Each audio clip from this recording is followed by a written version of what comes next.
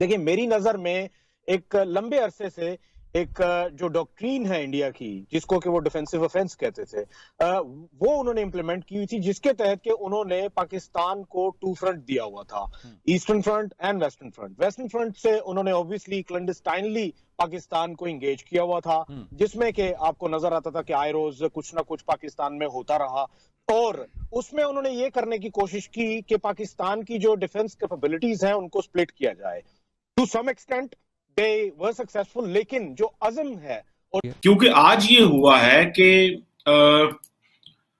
पाकिस्तान के दो शहरों में, एक केपी में, खैबर पख्तूनख्वा में, और एक बलूचिस्तान में, एक शहर क्वेटा में, ये दो धमाके हुए हैं। ये क्या पाकिस्तान में प्रेशराइज किया जा रहा है कि आप टीटीपी से कि भाई ये तालिबान से कहा कि आप हमें क्यों मारते हैं, हम तो आपको कुछ कहते भी नहीं है।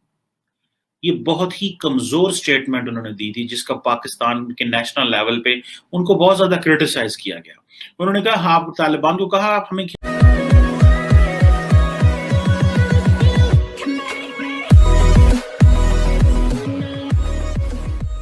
नमस्कार दोस्तों। अब पाकिस्तान तो बिल्कुल फंसा पड़ा है। एक तरफ ईरान है, वहाँ से उसको स्पेस मिल नहीं रही है, या फिर कहे कि उनके साथ रिलेशन अच्छे नहीं है।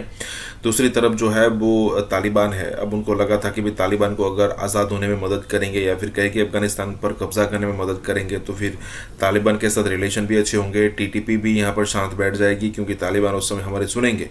और तीसरा ये भी हो सकता है कि तालिबान हमें कश्मीर लेने में भी मदद करेंगे।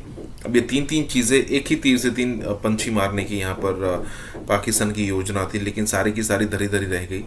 अफगानिस्तान ने यहाँ पर लात मार दी, कह दिया कि हम इंडिया के खिलाफ कुछ नहीं करेंगे, टीटीपी को खुला छोड़ दिया है पाकिस्तान के खिलाफ। और जो एक नेशन टू नेशन रिलेशन है उसमें भी जो तालिबान है वो ठोकते रहते हैं पाकिस्तानियों को। कहने का मतलब यह है कि सिचुएशन बहुत ख़राब हो गई है, और जिस तरीके से इंडिया प्लानिंग कर रहा था बिल्कुल वैसा यहाँ पर हो रहा है। मतलब पाकिस्तान की नेगेटिविटी और भी बढ़ने वाली है। इसी के साथ ये वीडियो शुरू करते हैं। इजलास बुलाया अजीत देओल की सरबराही के अंदर। ये क्या, किस किस बुनियाद पे बुलाया, क्या समझते हैं बुलाया? यानी एक तरफ कोई इजलास भी बुलाता है और उस वक्त वहीं से हमें यह पैगाम भी मिलता है, जनाब अमित शाह कहते हैं कि जनाब आप पे सर्जिकल स्ट्राइक्स की भी बातें होती रहती है। देखिए, मेरी नज़र में एक लंबे अरसे से एक जो डॉक्ट्रिन है इंडिया की, जिसको कि वो डिफेंसिव ऑफेंस कहते थे, वो उन्होंने इम्प्लीमेंट की हुई थी, जिसके तहत के उन्होंने पाकिस्तान को टू फ्रंट दिया हुआ था, eastern front end western front. Western front से उन्होंने ऑब्वियसली क्लैंडस्टाइनली पाकिस्तान को इंगेज किया हुआ था, जिसमें कि आपको नजर आता था कि आए रोज कुछ ना कुछ पाकिस्तान में होता रहा, और उसमें उन्होंने ये करने की कोशिश की कि पाकिस्तान की जो डिफेंस कैपेबिलिटीज हैं उनको स्प्लिट किया जाए। To some extent they were successful, लेकिन जो अज़म है और उनसे एयरफोर्स भी छोटी है, तो हम उनके साथ ऑफेंसिव तो नहीं लड़ना चाहते, हमारा एम भी नहीं है, लेकिन हमने इनफ ऑफ स्ट्रेंथ शो करनी होती है टू डिटर। डिटर का मतलब है कि भाई please understand we are not offensive, but if you try and come this side will not leave you. ठीक है, वो ऐसे कहने से नहीं होता, उसकी एक मेथोडोलॉजी होती है। स्ट्रेटेजिक पार्टनर्स भी हैं, तो टेक्नोलॉजी तो उधर बहुत ज्यादा है। वहां उस चीज को काउंटर करने के लिए हमारे पास, जिस तरह से फरज साहब ने कहा कि एआई और बाकी चीजें, आप समझते हैं कि आगे चल के जो वॉरफेयर है उसकी डायनेमिक्स तब्दील हो जाएंगे? जी बिल्कुल, और काफ़ी तेज़ी से तब्दील हो भी चुके हैं, क्योंकि जिस तरह एयर मार्शल साहब ने बताया अभी कि आज के जो कॉम्बैटेंट है, जो कॉकपिट में बैठा होता है, उसके पास बहुत इंफॉर्मेशन होती है और उसके पास ऑप्शंस भी ज़्यादा होती हैं, लेकिन इंफॉर्मेशन बहुत ज़्यादा होती है और बहुत तेज़ी से आ रही होती है। उसकी जो दुश्मन को स्ट्राइक करने की कैपेबिलिटी है वो भी बहुत ज़्यादा होती है। उनके दरमियान जो इंगेजमेंट है उसके फासले भी बहुत बढ़ चुके हैं। तो टेक्नोलॉजी जो है इस सारे प्रोसेस को एक यूज़र फ्रेंडली बनाने का बहुत इंपॉर्टेंट रोल है। क्योंकि आज ये हुआ है कि पाकिस्तान के दो शहरों में, एक केपी में, खैबर पख्तूनख्वा में, और एक बलूचिस्तान में, एक शहर क्वेटा में, ये दो धमाके हुए हैं आईईडीज। एक तो बाजोड़ जो केपी में है, वहां पे तो आईडी इम्प्रोवाइज्ड एक्सप्लोसिव डिवाइस का धमाका हुआ, और दूसरी तरफ जो बलूचिस्तान है वहां पे सुना है कि वो एक धमाका हुआ है जो कि मोटरसाइकिल में लगा हुआ था, मटेरियल कुछ 3-4 किलो केजी एक्सप्लोसिव मटेरियल था। अब क्वेश्चन ये होता है कि पाकिस्तान एक तरफ तो टीटीपी से मुज़ाकरात की बात कर रहा है, और मुज़ाकरात इस वक्त होस्ट जो प्रोविंस है बलोच अफगानिस्तान का, वहां पे हो रहे हैं। नेशनल कम्युनिटी बड़ा केयरफुली देख रही है कि वो कह रहे हैं कि देखो ये जो हुकूमत है ये टीटीपी के साथ मुज़ाकरात भी कर रही है, ये टीएलपी जो एक और मिलिटेंट ग्रुप है उसके साथ भी मुज़ाकरात कर रही है, उनके लोगों को छोड़ दिया गया, उनके लिए कवानीन में तब्दीलियां की गई और उनको जो एक प्रोस्क्राइब्ड एक दहशतगर्द जमात था वो हटा दिया गया, उनके लिए आसानियां पैदा की, उनके लिए साजिश पैदा की। और पीटीआई के लोगों ने कहना शुरू कर दिया क्योंकि टीएलपी का बहुत वोट है तो हम 2023 में उनके साथ अलायंस कर लेंगे।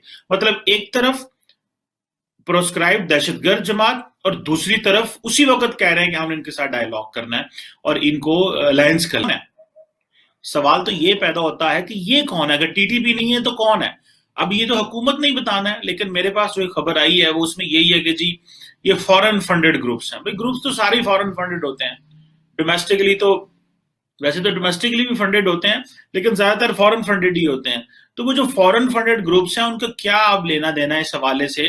क्या ये प्रेशराइज किया जा रहा है पाकिस्तान को कि तुम टीटीपी से अगर टॉक्स कर लोगे तो हमारे साथ भी टॉक्स करनी पड़ेगी, वो कोई और ग्रुप होगा? और ये क्या पाकिस्तान पे प्रेशराइज किया जा रहा है कि आप टीटीपी से कि भाई ये तालिबान से कहा कि आप हमें क्यों मारते हैं, हम तो आपको कुछ कहते भी नहीं है। ये बहुत ही कमजोर स्टेटमेंट उन्होंने दी थी जिसका पाकिस्तान के नेशनल लेवल पे उनको बहुत ज्यादा क्रिटिसाइज किया गया। उन्होंने कहा हाँ तालिबान को कहा आप हमें क्यों मारते हैं, हम तो आपको कुछ कहते भी नहीं है। दहशतगर्द हैं ये तो अपने भी उन मौलवियों को मारते हैं जिनके साथ ये उठा करते थे, बैठा करते थे, खाते थे, पीते थे, एक नजरिया रखते हैं। ये उन मौलवियों को भी मारते हैं जिनको हम इंस्टीट्यूशनल इस्लामिस्ट कहते हैं। और ये जो मिलिटेंट्स हैं ये उनको भी मारते हैं, कहते हैं कि तुम लोग फायदे ले रहे हो, तुम लोग तो सारी हमारे खिलाफ प्लानिंग करते हो, हुकूमत के साथ जो हुकूमत हमारे खिलाफ प्लान करती तुम उसके हिस्से हो, और तुम जमहूरियत के भी दाई हो, जमहूरियत को भी सपोर्ट करते हो। सो बहुत सारी चीजें।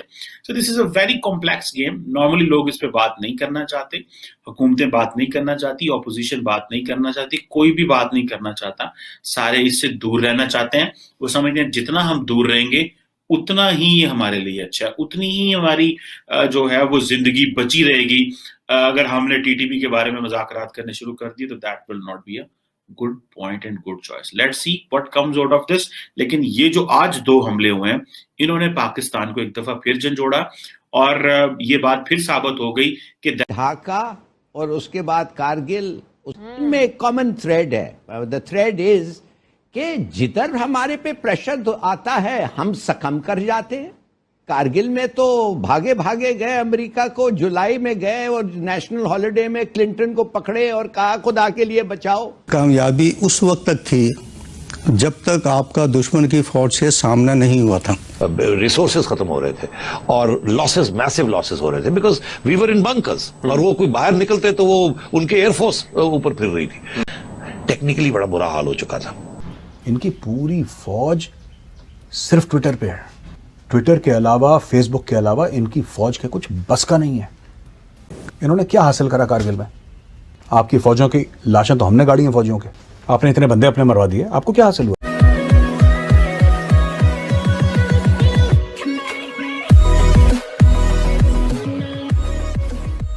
नमस्कार दोस्तों। अब यहाँ पर कई सारी बातें हो रही है, उसमें 2 महत्वपूर्ण बात है। सबसे महत्वपूर्ण बात यहाँ पर यह है कि पाकिस्तानी आर्मी खुद को स्ट्रांग, बहुत ही स्ट्रांग है हम ये कहती हुई नज़र आती है, लेकिन जब उनको पता चलता है, लड़ाई होती है तब उनको पता चलता है, जब टेस्टिंग होती है तब उनको पता चलता है कि भाई ये तो एल लग गए। वैसे ही यहाँ पर हिलाली दूसरी बात भी कह रहा है कि 1971 और कारगिल, उस दोनों में सबसे बड़ी बात ये थी कि जब हमको प्रेशराइज किया गया। अब आपको पता होगा कि 1971 के अंदर जो बांग्लादेश और पाकिस्तान टूटे, 2 पाकिस्तान के टुकड़े हुए बांग्लादेश बना, तो वहाँ पर क्या था? वहाँ पर भी हमने प्रेशराइज ही किया था। हमने प्रेशराइज किया था कि भाई आप वो इमरान खान का कोई रिश्तेदार था नियाजी, उसको कहा गया कि भाई आप सरेंडर कर दो वरना आपको तो इंडियन आर्मी ने चारों तरफ से घेर लिया है और सीधा ठोक दिया जाएगा। वो भाई प्रेशर में आ गए और उन्होंने सरेंडर कर दिया। जैसे सरेंडर कर दिया बांग्लादेश का अनाउंसमेंट हो गया। बिल्कुल वैसे ही यहाँ पर बात हो रही है कि भाई कारगिल में भी वैसा ही हुआ। जब प्रेशर आया तब उनको सीधा यहाँ पर क्लिंटन के पैरों में जाकर गिरना पड़ा नवाज शरीफ को कि भाई बचा लो, नहीं तो ये पीओके तक तो ठीक है, फिर पाकिस्तान के अंदर घुस के हमारी टेरिटरी कब्जा कर लेंगे। इसी के साथ ही वीडियो शुरू करते हैं। हुआ ये कि जून में फुल फ्लैश वॉर हो रही थी, इंडियंस के पास रीइंफोर्समेंट थी, सप्लाईज भी रिकैप्चर कर रहे थे, सारा कुछ कर रहे थे। हमारे पास सप्लाईज भी नहीं थी, हमारे राशंस खत्म हो रहे थे, वी वर डग इन, हमारे पास रिसोर्सेज खत्म हो रहे थे और लॉसेस, मैसिव लॉसेस हो रहे थे because we were in bunkers, और वो कोई बाहर निकलते तो वो उनके एयरफोर्स ऊपर फिर रही थी। सो मतलब वी वर बीइंग पाउंडेड, और तो उस वक्त हमारी जो कैजुअलिटीज थी बढ़ रही थी, और हमारे सोल्जर्स के rations had run out, starvation was setting in, technically बड़ा बुरा हाल हो चुका था। कामयाबी उस वक्त तक थी जब तक आपका दुश्मन की फौज से सामना नहीं हुआ था। सर्दियों में वो भी अपनी पोस्टें को छोड़ के वापस चले जाते हैं और हम भी अपनी पोस्टें छोड़ के वापस आ जाते थे। ये एक रिकग्नाइज्ड तरीक़ेकार था। इन्होंने उस वक्त लाइन ऑफ कंट्रोल क्रॉस की जब दुश्मन वहां पर मौजूद ही नहीं था, और इनका ख्याल ये था कि जून से पहले जो है उसको दुश्मन को पता ही नहीं चलेगा कि हम यहाँ पर आकर बैठ गए। तो जब जनरल साहब ये कहते हैं कि जी it was an excellent operation, ये एक्सीलेंट ऑपरेशन तो उस वक्त तक था जब तक भारतीय वहां पे मौजूद नहीं थे, इसलिए कि ये मतलब है कि उसमें बर्फ में इन्होंने अपने लोगों को भेजा, और जिन लोगों को भेजा था उनको ये नहीं बताया गया था कि तुम क्या करने जा रहे हो। अजीब तरह का ये एक्सीलेंट ऑपरेशन था। मैंने तमाम कमांडिंग ऑफिसर से और तमाम ब्रिगेड कमांडरों से एक ही सवाल किया। मैंने इनसे पूछा कि what were your AIIMS and objective, इसका उन्होंने कोई जवाब नहीं दिया। और इसी तरह से मैंने तमाम कमांडिंग ऑफिसर से और बाकी ऑफिसर से भी पूछा, उन्होंने कहा कि हमें कुछ नहीं बताया गया था। ढाका और उसके बाद कारगिल, उसमें एक कॉमन थ्रेड है। द थ्रेड इज कि जिधर हमारे पे प्रेशर आता है हम सकम कर जाते हैं। कारगिल में तो भागे भागे गए, अमेरिका को जुलाई में गए और नेशनल हॉलिडे में क्लिंटन को पकड़े और कहा खुदा के लिए बचाओ। अरे भाई गए क्यों अगर नहीं तुम भुगत सकते थे। अच्छा, दूसरी बात बिन लादेन का तो खैर छोड़ें, आज इसका सोचें। अब देख रहे हैं आप क्या हो रहा है। पता है आपको हिंदुस्तानी क्या कहते हैं? कहते हैं अमेरिकनों ने उनको ठीक ठाक धमकी दी कि हमारा national honour, national self respect, national laws, हर चीज वायलेट हो गया है। क्यों?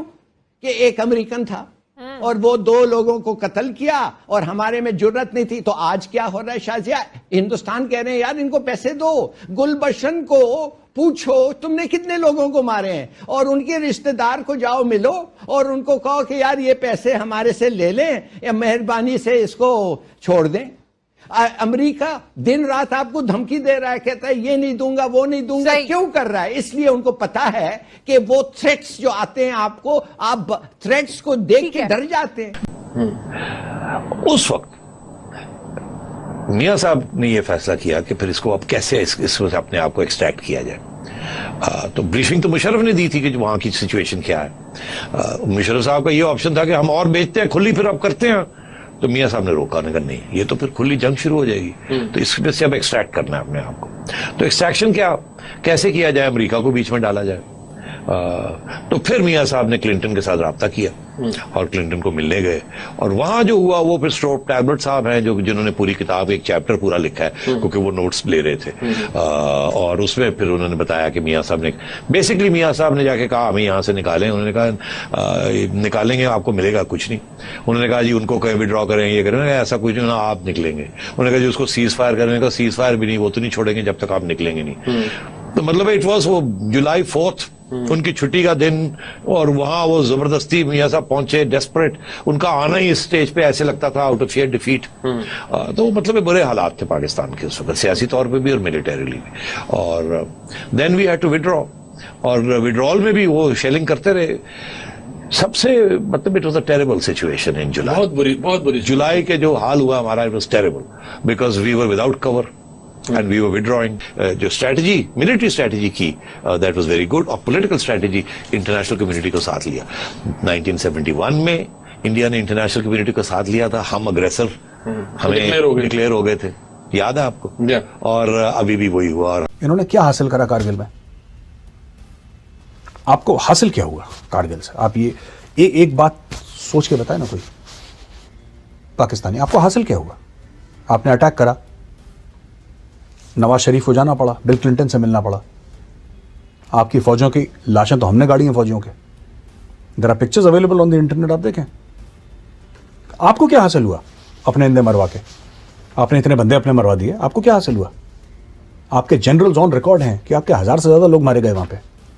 1000 से ज्यादा जाने गई क्यों? पाकिस्तानी जानों की बात कर रहा हूं। हमारे तो 527 वीरगति को प्राप्त हुए। हमारे पाकिस्तानी कहते हैं सर कि हमारे क्यों? इसलिए पाकिस्तान को यह पता लग गया कि वो कन्वेंशनल वॉर भारत के साथ जीत नहीं सकता। It cannot be done. हम तो वेट कर रहे हैं सरप्राइज का। अभी तक तो किसी ने कोई सरप्राइज दिया नहीं हमें, ना मुझे आगे कोई उम्मीद है कोई सरप्राइज देंगे। पाकिस्तानी बड़े खुश हैं अपनी फौज से। इनकी पूरी फौज सिर्फ ट्विटर पे है। ट्विटर के अलावा, फेसबुक के अलावा इनकी फौज के कुछ बस का नहीं है। लाइफ इंश्योरेंस कॉर्पोरेशन इंडिया की एक कंपनी जिसका एसेट अंडर मैनेजमेंट यानी कि जितना पैसा उसके पास है, जिसका वो मैनेजमेंट करती है, लोग इंश्योरेंस कराते हैं, पैसा आता है, उसको वो मैनेज करता है, वो पाकिस्तान की पूरी जीडीपी से 1.5 गुना है। भारतीय मिलिट्री साइज बहुत बड़ा है, एयरफोर्स नेवी बहुत बड़ा है, टेक्नोलॉजी में भी वो दिन रात इस पे काम कर रहे हैं, असलहा साजी की इंडस्ट्री भी उनकी ग्रोथ कर रही है। इंडिया 150 अरब डॉलर्स की सिर्फ आईटी एक्सपोर्ट करता है। हमारे जो है वो अभी जो है वो ओवरऑल एक्सपोर्ट जो है वो 25 अरब डॉलर से ऊपर नहीं जा पा रही है। पाकिस्तान इंडिया से कंपैरिजन करता है बार बार। एक कंपनी इंडिया की, उसका एसेट बेस इससे ज्यादा है। अगर LIC का पैसा पाकिस्तान को दे दिया जाए तो उसके सारे कर्जे खत्म हो सकते हैं। कम से कम 100 अरब डॉलर की ट्रेड है चीन और इंडिया की। वो भी कभी वॉर पे नहीं जा सकते।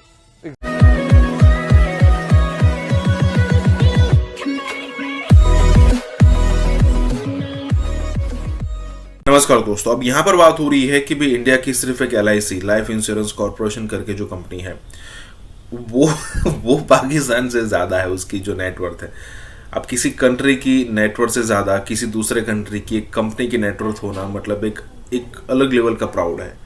ठीक है, आप मतलब कंपेयर करने के लिए तो आप कुछ भी कर सकते हो कि भाई अदानी, अंबानी, उनकी अगर आप नेटवर्थ काउंट कर लो तो पाकिस्तान से ज़्यादा हो जाएगी।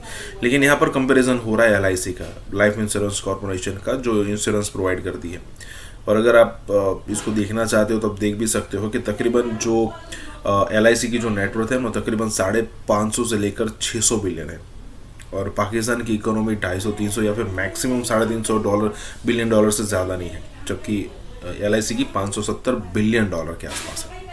तो यहाँ पर यही बात हो रही है कि कैसे यहाँ पर एक अकेली LIC जो है वो पूरे पाकिस्तान पर भारी पड़ रही है। और ऐसा नहीं, कई सारी कंपनियां हैं इंडिया के अंदर ऐसी। इसी के साथ ये वीडियो शुरू करते हैं। भारतीय मिलिट्री साइज बहुत बड़ा है, एयरफोर्स नेवी बहुत बड़ा है, टेक्नोलॉजी में भी वो दिन रात इस पे काम कर रहे हैं, असलहा साजी की इंडस्ट्री भी उनकी ग्रोथ कर रही है। इंडिया 150 अरब डॉलर्स की सिर्फ आईटी एक्सपोर्ट करता है। हमारे जो है वो अभी जो है वो ओवरऑल एक्सपोर्ट जो है वो 25 अरब डॉलर से ऊपर नहीं जा पा रही है।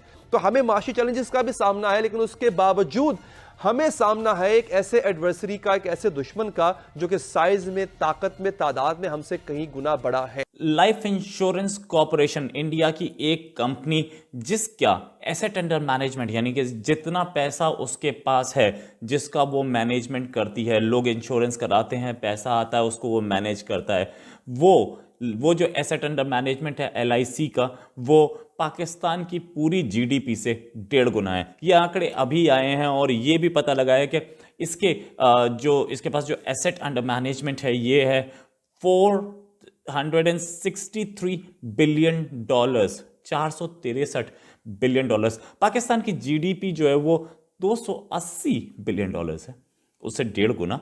और इनफैक्ट ये जो पैसा है, ये जो LIC का एसेट बेस है, ये इंडिया की जीडीपी का भी 18% बनता है।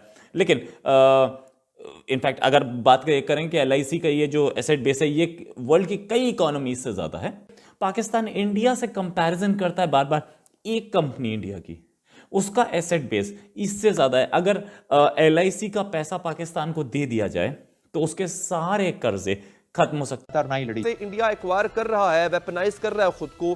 क्या हम सर उस बिगड़ते हुए तवाजुन को बैलेंस में लाने की क्या उस पोजीशन में है? क्या हमारी कोशिश कामयाब होगी? ब्लॉक्स बन चुके हैं सर। चाइना हमारा एलाय, हम चाइना के एलाय हैं। चाइना हमें अपने आप को वेपनाइज करने में मदद भी देता है।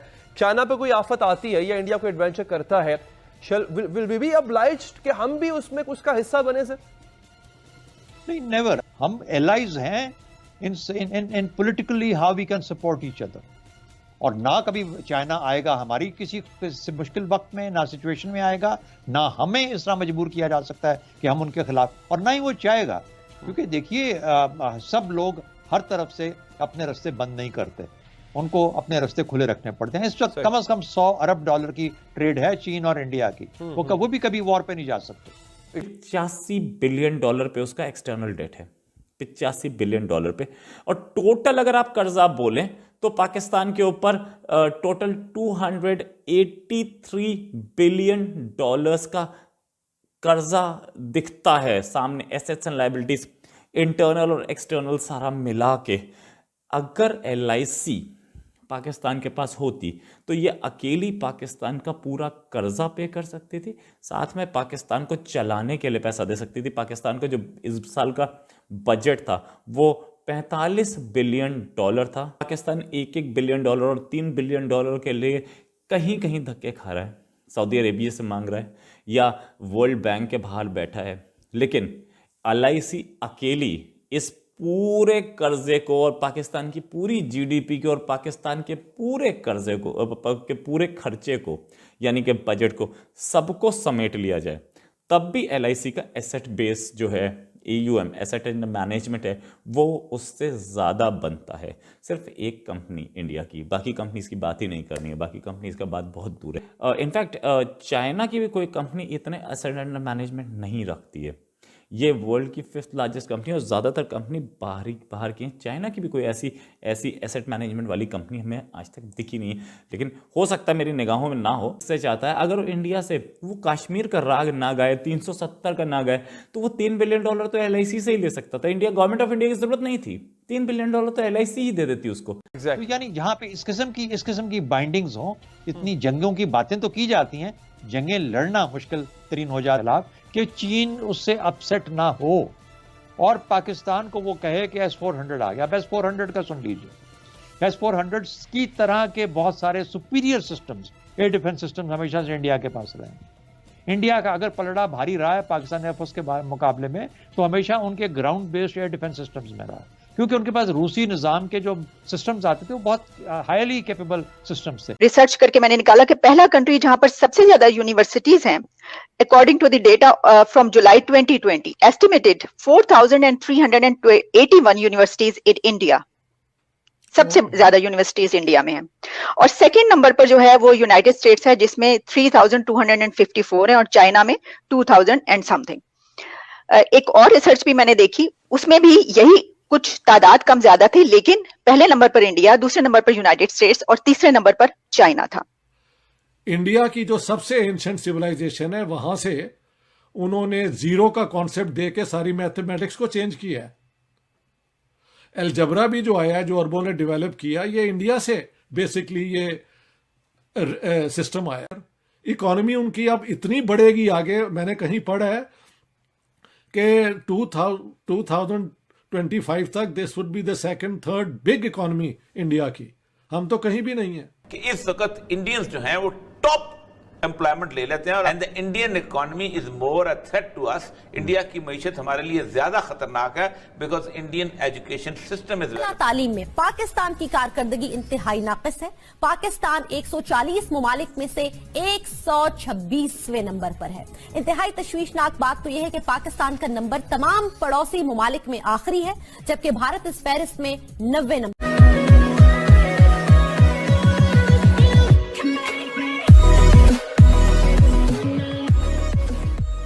नमस्कार दोस्तों, अब मुझे तो ये डेफिनेटली पता है कि आपको पता होगा कि इंडिया की जो यूनिवर्सिटीज़ है, कई सारी यूनिवर्सिटीज़ है, वो टॉप में आती है। मतलब आप IIT IIM को सिर्फ नहीं, कई सारी और भी यूनिवर्सिटीज़ है जिसको काउंट कर सकते हैं। लेकिन यहाँ पर एक और रिपोर्ट है कि भाई इंडिया के पास जो संख्या में यूनिवर्सिटीज़ है वो सबसे ज़्यादा है। अगर आप क्रॉस करना चाहते हो तो चाइना और अमेरिका से भी क्रॉस कर सकते हो। मतलब आप देख सकते हो, कंपैरिजन कर सकते हो। कई सारी आप रिपोर्ट पढ़ोगे उसमें नंबर अलग अलग आ सकते हैं, लेकिन इसमें अनडिस्प्यूटेडली इंडिया सबसे ज़्यादा यूनिवर्सिटीज़ केंद्रित करने वाला देश है। अब इसीलिए तो यहाँ से इतने एजुकेटेड लोग निकलते हैं जो अमेरिका जाकर वहाँ पर रूल करते हैं, UK जाकर, फ्रांस जाकर रूल करते हैं। और कई सारे इंटरनेशनल ग्रुप्स है जैसे कि वर्ल्ड बैंक हो गया, IMF हो गया, वहाँ पर भी आपको अच्छे खासे इंडियंस मिलेंगे। इसी के साथ ये वीडियो शुरू करते हैं। रिसर्च करके मैंने निकाला कि पहला कंट्री जहां पर सबसे ज्यादा यूनिवर्सिटीज हैं, according to the data from July 2020, estimated 4,381 universities in India. सबसे ज्यादा यूनिवर्सिटीज इंडिया में हैं। और सेकंड नंबर पर जो है वो यूनाइटेड स्टेट्स है, जिसमें 3,254 है, और चाइना में 2,000 एंड समथिंग। एक और रिसर्च भी मैंने देखी, उसमें भी यही कुछ तादाद कम ज्यादा थी, लेकिन पहले नंबर पर इंडिया, दूसरे नंबर पर यूनाइटेड स्टेट्स और तीसरे नंबर पर चाइना था। इंडिया की जो सबसे एंशिएंट सिविलाइजेशन है, वहां से उन्होंने जीरो का कॉन्सेप्ट देके सारी मैथमेटिक्स को चेंज किया है। अलजबरा भी जो आया है, जो अरबों ने डेवलप किया, ये इंडिया से बेसिकली ये सिस्टम आया। तो हर सिविलाइजेशन ने कंट्रीब्यूट किया, मगर अब यहां पे थोड़ा सा टाइम अगर हम आगे एकदम बढ़े, जब यूरोपियन आए इंडिया के अंदर और मिडिल ईस्ट के अंदर, उन्होंने यहाँ पे डायरेक्ट हुकूमतें की या यहाँ के लोगों को कंट्रोल किया, तो कम से कम इंडिया के अंदर हिंदू जो थे, जो मुसलमानों के रूल के जमाने में जरा दबे हुए थे, उनको चांस मिला कि वो आगे बढ़े। मसलन दो चीजें थी, उन्होंने टेक्नोलॉजी सीखी और वो आगे बढ़ गए। अब देखें 1965 वॉर से पहले पाकिस्तान में इंडस्ट्रियल डेवलपमेंट रोज नजर आता था, थोड़ी सी हो रही है, और वर्ल्ड बैंक की फंडिंग से और पाकिस्तान के अपने रिसोर्सेज से यहां प्रोग्रेस हो रही थी। साउथ कोरिया, फॉर्मोसा जो अब ताइवान है, मलेशिया और सिंगापुर, ये चारों मुल्क के एक्सपर्ट आए पाकिस्तान की डेवलपमेंट स्कीम को स्टडी करने के लिए। उन्होंने वापस जाके अप्लाई करके तो आगे बढ़ गए। हमने 65 में इंडिया से जंग कर दी और हम जंग के मोड में आ गए। अब एक जंग का मोड है, एक मॉडर्न इल्म से दूर रहने का मोड है। ये 3-4 जो ट्रेजेडीज हमारे साथ हुई हैं, उसकी वजह से हम पीछे रह गए।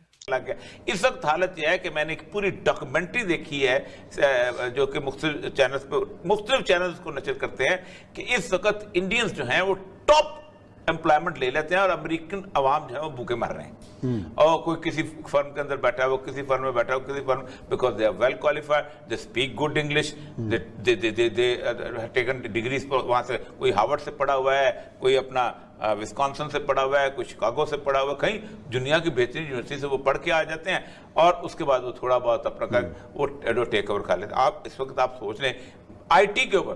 फिर दूसरी चीज ये है कि आईटी के मैदान के अंदर उनकी दो जो बड़े बेंगलोर के अंदर, उसमें जो उनके बने सिलिकॉन वैलीज है, सिलिकॉन वैली, वो ये है कि आपने यहाँ पर किया, आपने यहाँ पर हिसाब किया, रात का पूरा हिसाब जो है वो भेज दिया वहां पर। कि 65 की वॉर में हम पड़ गए, और जाहिर है कि उसमें बहुत ज्यादा जो है वो टाइम निकल गया और जो कुछ हुआ, लेकिन वो तो ये एक कहा जाता नहीं है ना कि वो वॉर तो पाकिस्तान जीता, तो भारत को तालीम में पीछे रहना चाहिए था, पाकिस्तान को तो चलो, और अगर फर्ज कीजिए आप कहते हैं तो चलें दोनों मुल्क तालीम में पीछे रहते, भारत तो फिर भी तालीम में बहुत आगे चला गया।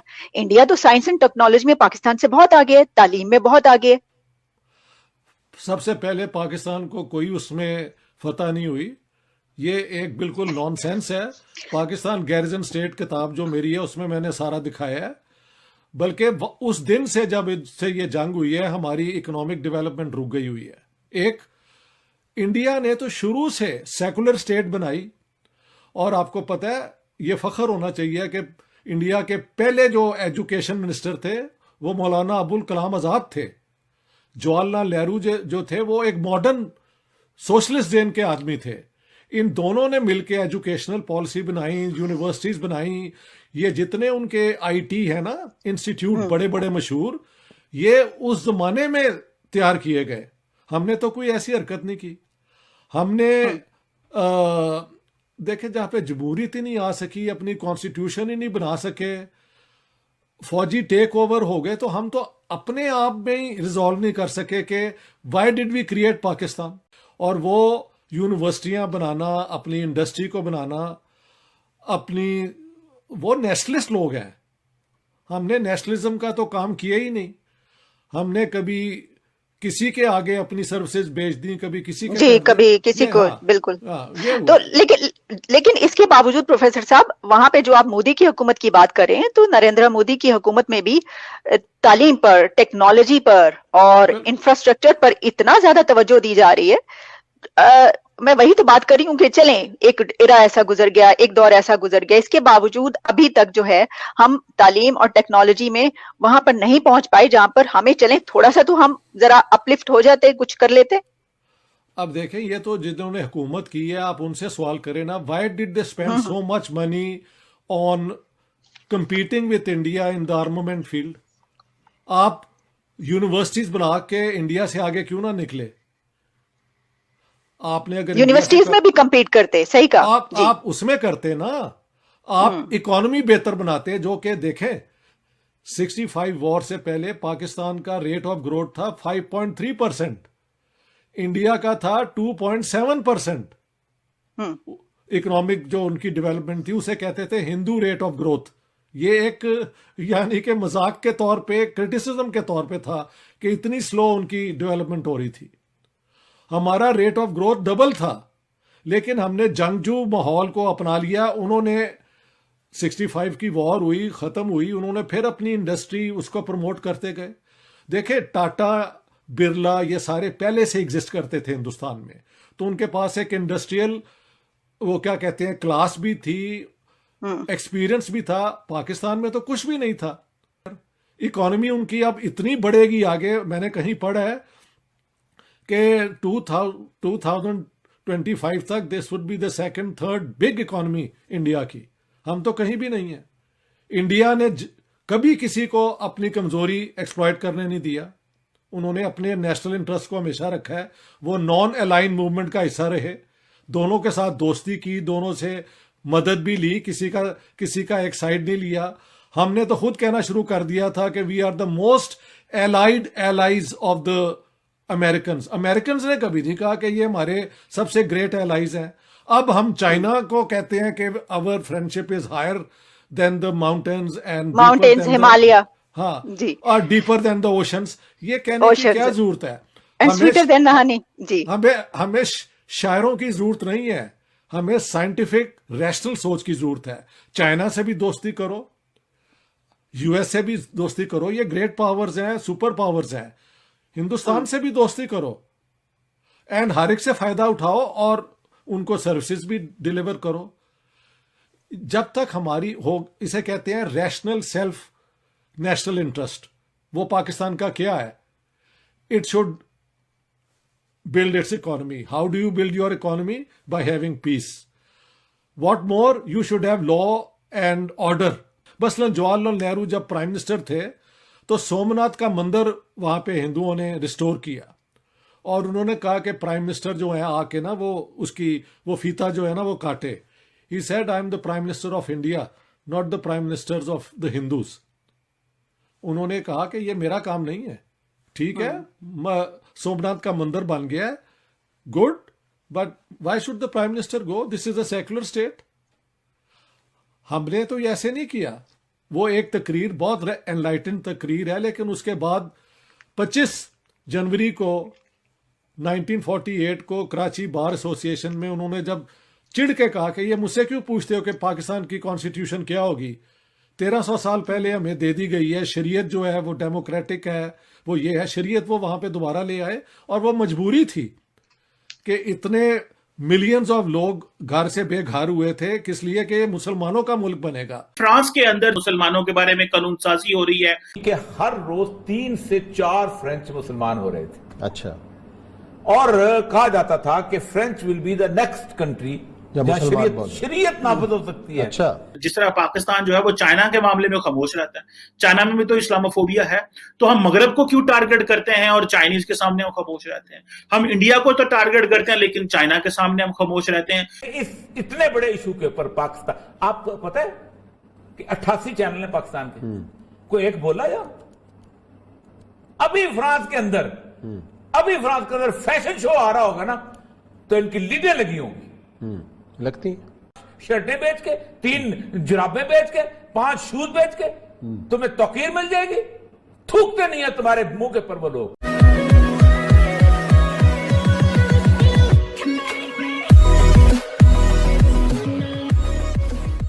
नमस्कार दोस्तों, आप सबको पता होगा कि इंडिया जो है वो इन्वेस्टमेंट का हब बन रहा है और किसी भी कंट्री से सबसे ज़्यादा प्रायोरिटी इंडिया को मिल रही है।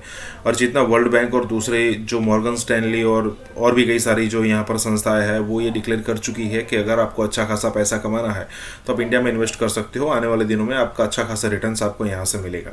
अब यहाँ पर बात यही हो रही है कि फेसबुक जो है वो तकरीबन 5.5 से 6 बिलियन डॉलर्स का, बिलियन डॉलर मतलब $1 बिलियन होता है 8,000 करोड़ के आसपास, तो 5.5 से 6 बिलियन डॉलर का इन्वेस्टमेंट इंडिया में करने वाला है। और जब पाकिस्तान के पास ऐसी न्यूज़ आती है तब ऑब्वियसली उनको जो एक टाइप की जो मतलब जलन होती है ना, वो देखकर हमको मज़ा आता है। हालांकि होना नहीं चाहिए, उनको जलन होनी नहीं चाहिए, लेकिन अगर उनको जलन हो भी रही है तो हमें तो बहुत मज़ा आ रहा है।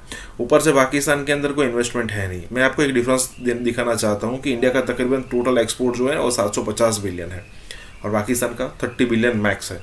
इससे आप पता चल सकता है कि इंडिया कितनी बड़ी इकोनॉमी बन चुका है। और नो डाउट इकोनॉमी वाइज भी है कि पाकिस्तान का 250-300 बिलियन की है और इंडिया 3.5 से 4 ट्रिलियन को पहुंचने को आया है। तो यहाँ पर यही बात हो रही है कि इस टाइप का इन्वेस्टमेंट यहाँ पर आ रहा है। इसी के साथ ही वीडियो शुरू करते हैं। जहाँ नई कानून साजी हुई है और इस कानून के बाद फ्रांस के हुकाम को, जिसके मुताबिक घरों में जो मुसलमान बच्चों को कुरान की तालीम दी जा रही है उस पर भी चेक होगा क्या पढ़ाया जा रहा है। मदारस के अंदर, स्कूल्स के अंदर, जितने इस्लामिक सेंटर्स हैं उनके अंदर भी एक ऐसी जो है निगरानी, कड़ी निगरानी होगी और जो रियासत मुकर्रर करेगी वो पढ़ाया जाएगा। क्या वाकई ही पाकिस्तान की इस बहस का पाकिस्तान को फायदा हो सकता है? पाकिस्तान इस्लामोफोबिया की बात करेगा तो उससे क्या हो रहा है कि उससे मगरब के साथ पाकिस्तान का खिंचाव पैदा हो गया है। अभी देखें कि फ्रांस के अंदर जब वहां पे इस तरह की स्टेटमेंट्स आई और मुसलमानों के बारे में कानून साजी हो रही है, तो जब इस तरह की इमरान खान साहब बात करते हैं तो बेसिकली इमरान खान साहब ने पाकिस्तान को, मैं ये समझता हूं, उसका फायदा होने की बजाय नुकसान हुआ है। क्योंकि देखिए जो अरब ममालिक हैं, जो मुस्लिम ममालिक हैं, वो तो इस्लामोफोबिया की बात ही नहीं करते, वो तो इसको डिस्कस नहीं करते। जबकि इमरान खान साहब जो कि पहले ही उनका जो एक स्टांस है यूरोप और अमेरिका में, वो उनको एक जो उस पाकिस्तान के फॉर्मर प्रेसिडेंट और डिक्टेटर थे मुशर्रफ साहब, वो कहा करते थे ये बगैर दाढ़ी के तालिबान है। इमरान खान साहब को तालिबान खान भी कहा जाता रहा और बहुत कुछ कहा जाता रहा। तो एक उनका जो इमेज है मगरब में को इतना उस तरह वो पॉजिटिव नहीं ले रहे। बहुत सारे लोगों से बात भी की है इस हवाले से और उन्होंने यही कहा है कि जिस तरह पाकिस्तान जो है वो चाइना के मामले में खामोश रहता है, चाइना में भी तो इस्लामोफोबिया है, तो हम मगरब को क्यों टारगेट करते हैं और चाइनीज के सामने हम खामोश रहते हैं? हम इंडिया को तो टारगेट करते हैं लेकिन चाइना के सामने हम खामोश रहते हैं। सो पाकिस्तान के जो प्राइम मिनिस्टर साहब है इमरान खान साहब को, उनको अगर तो इस्लामोफोबिया की बात करें तो आप इन सबका नाम लें। जब आप सिलेक्टिवली नाम लेंगे तो वो कहेंगे ये आपका क्या तरीका कार है, जो चाइना में मुसलमानों के साथ हो रहा है उस पर तो आप नहीं बोलते। सो जो इंपॉर्टेंट फैक्टर है, हमें हमारी प्रायोरिटीज क्या है? हमारी प्रायोरिटीज इस वक्त मुस्लिम उम्मा की जंग लड़ना नहीं है। हमारी प्रायोरिटीज इस वक्त मुसलमानों की जंग लड़ना नहीं है। हमारी प्रायोरिटीज इस वक्त आलमे इस्लाम की जंग लड़ना और आलमे इस्लाम का मुकदमा दुनिया के साथ पेश करना नहीं है। वजह यह है, आपने डॉक्टर हमीदुल्लाह साहब से कोई मुलाकात नहीं हुई, बड़े बला के आदमी थे। डॉक्टर हमीदुल्लाह साहब ने फ्रेंच पे कुरान शरीफ का तर्जमा किया है, अकेले वहां रहते थे, मैं कमरा देखा है मन को वहां जाकर। उनकी मेहनत इतनी बड़ी थी कि हर रोज 3 से 4 फ्रेंच मुसलमान हो रहे थे। अच्छा। और कहा जाता था कि French will be the next country जहां शरीयत नाफिज हो सकती है। अच्छा। ये बकायदा वो जो सर्वे था पीयू का 2007 में आया था कि यूरोप में पहला मुल्क ऐसा है फ्रांस कि जहां किसी न किसी दिन शरिया लॉ नाफिज हो जाएगा। कितनी तेजी से मुसलमान बढ़ रहे हैं। 3 से 4 लोग रोजाना। 50 लाख की इस वक्त तादाद है मुसलमानों की वहां पर। 50 लाख। और सबसे बड़ी बात यह है कि वो शहरों में कंसंट्रेट करते हैं और शहर जिसके पास हो वही होते हैं। 5 मिलियन मुस्लिम। अच्छा, इन कवानीन के बाद क्या होगा? और कानून में सिर्फ इस्लाम को टारगेट किया कि निकालो फ्रेंच एम्बेसडर को, यार जी को तुक है लेकिन नहीं जाएंगे। वो भी 20 अप्रैल तक इमरान खान ने मोहलत लेके बैठा है, क्योंकि उसके इर्द गिर्द भी कुछ क्रोनी रहते हैं कि जिनके पेट में रसूलुल्लाह सल्लल्लाहु अलैहि वसल्लम के नाम के साथ इतनी तकलीफ उठती है कि उन्हें अल्सर हो जाता है। ना जुबान का भी अल्सर होता है और चूंकि बोल सकते नहीं है तो पेट का अल्सर तो उन्हें जरूर होता है। कहें फ्रेंच एम्बेसडर चला जाएगा, हमारी जनाब बरामदात में कमी आ जाएगी, हमारा फलां में तुम पे सूद की लानत वैसे बरस रही है, तुम पे कर्जों की लानत वैसे बरस रही है, तुम दुनिया में जलील और रुसवा वैसे तुम हो और तुम समझते हो कि तुम इज्जत हासिल कर लोगे 4 शर्टें बेच के, 3 जुराबें बेच के, 5 शूज बेच के तुम्हें तौकीर मिल जाएगी।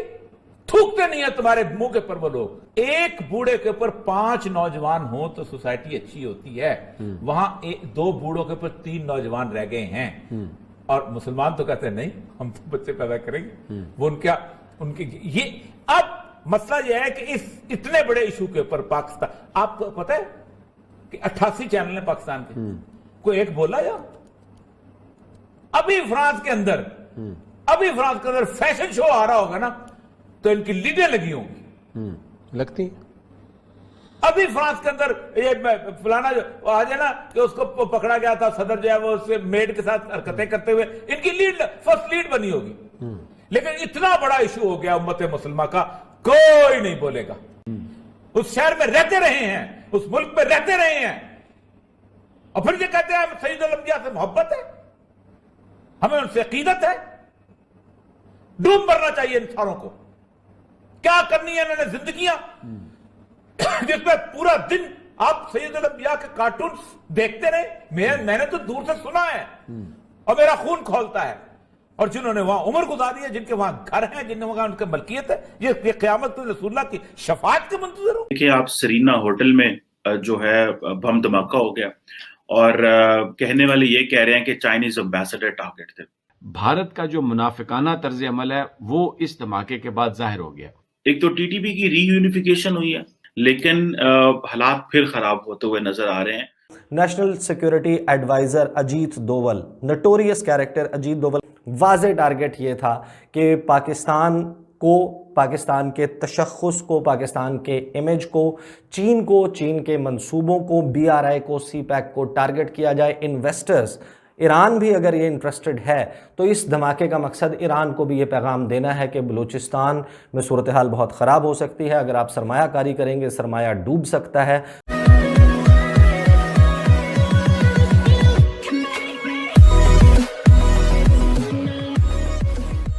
नमस्कार दोस्तों, अब आप सबको पता है कि जहाँ कहीं भी कोई एक जिहादी जाएगा तो उसकी सबसे पहली मानसिकता वही होगी कि पहले वहाँ पर सेटल हो जाए। सेटल होने के बाद वहाँ की गवर्नमेंट से जो बेनिफिट हो, क्योंकि मोस्टली जो वेस्टर्न गवर्नमेंट है वो सेक्युलर गवर्नमेंट है, मोस्टली नहीं 100%। तो ऐसी सिचुएशन के अंदर वहाँ पर बेनिफिट्स लिए जाए और उसी बेनिफिट्स के धीरे धीरे चलते चलते जब उनकी मेजोरिटी होना शुरू हो जाए तो आसपास के एरिया में न्यूसेंस फैलाना शुरू कर दे। और फिर उनका टारगेट यही होता है कि रोज़ किसी न किसी को मुसलमान बनाया जाए या फिर कहे कि जिहादी बनाया जाए, और फिर उनको ही उनके ही कंट्री में उनका इस्तेमाल करके दूसरों को बताएंगे कि देखिए ये पहले इस कंट्री, ये पहले आपका सिटीज़न था, फ्रेंच था या फिर जो भी कहे आप, क्रिश्चियन था, जो भी था, और अब वो भाई साहब कन्वर्ट होकर मुसलमान हो गए तो आप भी हो जाइए। यही टारगेट होता है। और जब इस टाइप की सिचुएशन या फिर इस टाइप के षड्यंत्र पर जब वहाँ की गवर्नमेंट एक्शन लेती है ना, तब फिर ये जो है ना वो कार्ड निकाल लेते हैं। कौन से ATM डेबिट कार्ड और क्रेडिट कार्ड के अलावा आता है ना सिंपैथी कार्ड, तो वो कार्ड निकाल लेते हैं और फिर खेलना शुरू कर देते हैं। यहाँ पर भी यही बात हो रही है कि भाई अगर मान लीजिए कि फ्रांस के अंदर इस्लामोफोबिया है, इंडिया के अंदर है, तो हम बोलते हैं, लेकिन चाइना के खिलाफ क्यों नहीं बोलते? यही बात हो रही है। इसी के साथ ही वीडियो शुरू करता है। बुनियादी तौर पर यह वाकया क्यों हुआ और इसका हदफ कौन थे, और ये एक बहुत बड़ी साजिश थी पाकिस्तान और चाइना के दरमियान ताल्लुकात को ख़राब करने की। और जो टारगेट थे वो इसके चाइनी जो डेलीगेशन, जिसमें आला अफसरान थे चाइना के, और इसमें पाकिस्तान में चाइना के सफ़ीर, ये बुनियादी तौर पर टारगेट था।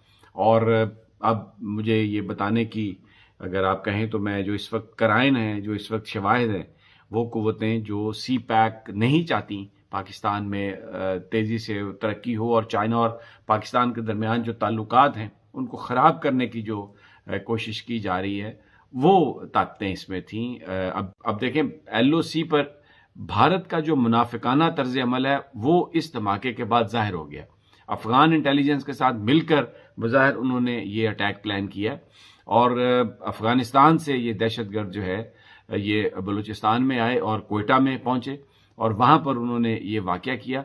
और इसके पीछे भारत, अब देखें, एक तरफ ये जो अफ़गान इंटेलिजेंस के साथ जो उनके रवाबत हैं, उनके ज़रिए उन्होंने जो तहरीक तालिबान जो है पाकिस्तान, उसको उन्होंने एक्टिव किया और ये वाकया हुआ और चाइना को टारगेट करने की कोशिश की ताकि पाकिस्तान और चाइना के दरमियान ताल्लुकात जो हैं वो ख़राब हों। आज ही ये अप्रूवल हुई, खबर आई कि ML1 प्रोजेक्ट जो है रेलवे का, उसकी अप्रूवल होगी और वो चाइना की तरफ भेज दिया गया वहाँ पर जो कंसर्न मिनिस्ट्रीज हैं। तो इसको ख़राब करने के लिए आज का दिन ख़ास तौर पर ये चुना गया।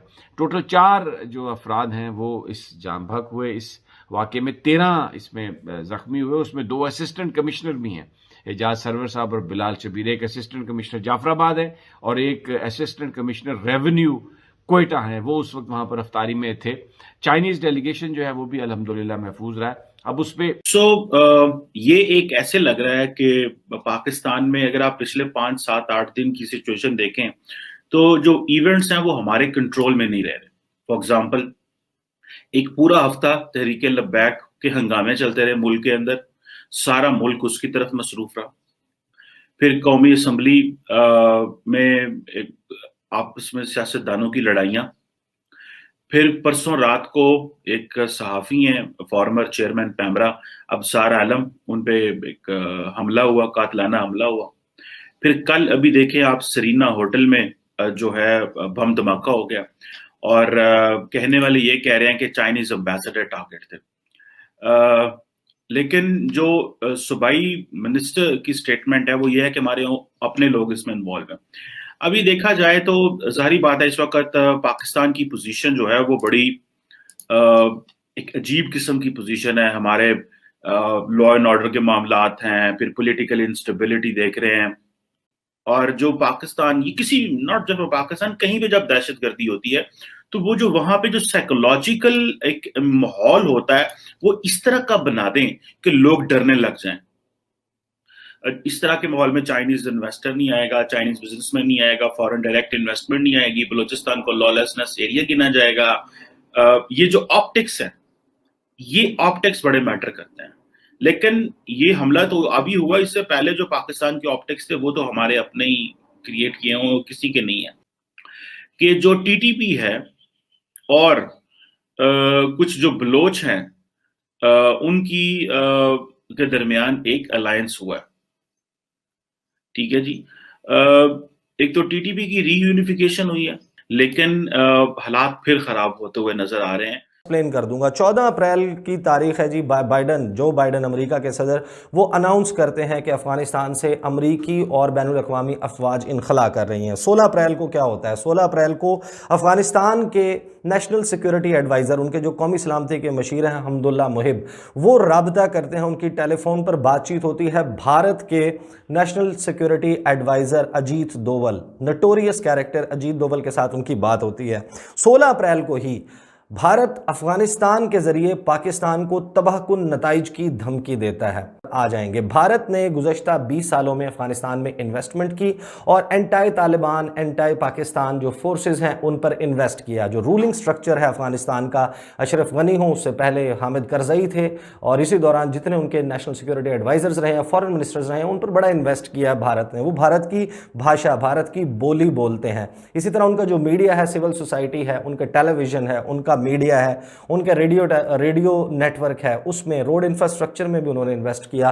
तकरीबन $3 अरब की इन्वेस्टमेंट हालिया चंद बरसों में भारत अफगानिस्तान में कर चुका है। अब उनकी पाकिस्तान की फोर्सेस पर हमलावर होती हैं, उनकी जो राबते हैं वो तस्वीर के साथ, कॉन्सुलेट्स में मौजूदगी के साथ वो साबित होते हैं। और इस सारे सिनेरियो में वाज़ेह टारगेट ये था कि पाकिस्तान को, पाकिस्तान के तशख़्ख़ुस को, पाकिस्तान के इमेज को, चीन को, चीन के मंसूबों को, BRI को, CPEC को टारगेट किया जाए। इन्वेस्टर्स, ईरान भी अगर ये इंटरेस्टेड है तो इस धमाके का मकसद ईरान को भी ये पैगाम देना है कि बलूचिस्तान में सूरत हाल बहुत ख़राब हो सकती है, अगर आप सरमायाकारी करेंगे सरमाया डूब सकता है। बेसिकली उन कुव्वतों को जो पाकिस्तान की तरफ माइल हो रही हैं, जो चाइना पाकिस्तान इकनॉमिक कॉरिडोर की तरफ माइल हो रही हैं, उनको पुश करने की, उनको दूर करने का ये टारगेट, हदफ, असल हदफ नज़र आता है। और अगर इसमें खुदा न खास्ता अगर चीनी सफ़ीर उनको कुछ हो जाता तो जाहिर है कि सिक्योरिटी की ज़िम्मेदारी प्राइमरीली गवर्नमेंट ऑफ पाकिस्तान की है। वहाँ पर जो सूबाई हुकूमत है उनकी ये ज़िम्मेदारी है कि वो पाकिस्तान में मौजूद सफ़ीरों की और जो फॉरेन डेलीगेशंस हैं उनकी सिक्योरिटी की को यकीनी बनाएं। और ये क्या मैसेज जाता अगर वो इसमें निशाना बन जाते, उनकी जान को कुछ हो जाता, या किसी फॉरेनर जो है वो यहाँ पर मारा जाता, तो आप अंदाज़ा लगा सकते हैं कि उस एक ख़बर को, उस एक वाक़े को इस्तेमाल करके पाकिस्तान में सरमायाकारी से किस तरीके से इनको रोका जा सकता था। नेशनल सिक्योरिटी एडवाइज़र हम्दुल्ला मुहिब की इस धमकी आमेज़ बयान का, तबाहकुन नताइज की धमकी का कोई जवाब नहीं दिया, ना ही पाकिस्तान के जो दफ्तर ख़ारजा उसमें बुलाकर अफ़गान सफ़ीर की तलबी करके उससे एहतजाज किया गया कि आप अपने NSA को समझाएं, उसकी ज़बान को लगाम दें। ना सिर्फ वो ये कह रहा है कि अफ़गानिस्तान की तरफ से हमला होगा, बल्कि साथ में वो ये धमकी भी दे रहा है, उभार रहा है पाकिस्तान में मौजूद उन लोगों को जिसकी पाकिस्तान मेज़बानी कर रहा है गुज़श्ता 40 साल से, और तकरीबन 4 मिलियन या 5 मिलियन से ज़ायद over a period of time Afghanistan के जो अफ़गान बाशिंदे हैं वो पाकिस्तान में रहे हैं, और उनको ये उभारा जा रहा है कि पाकिस्तान पर ये हमले करेंगे।